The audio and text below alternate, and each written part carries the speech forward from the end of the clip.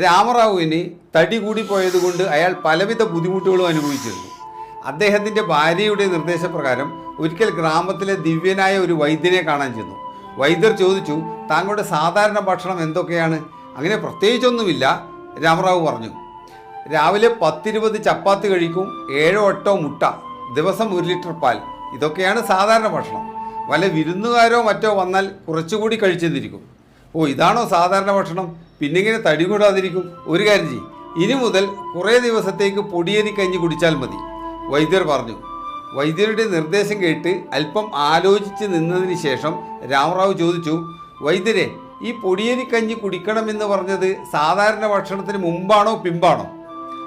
സുഹൃത്തുക്കളെ, എല്ലാവർക്കും ആരോഗ്യം വേണം, എന്നാൽ അതിനനുസരിച്ച് സ്വയം നിയന്ത്രിക്കാൻ തയ്യാറല്ല.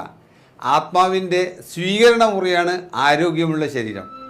ആരോഗ്യമില്ലാത്ത ശരീരം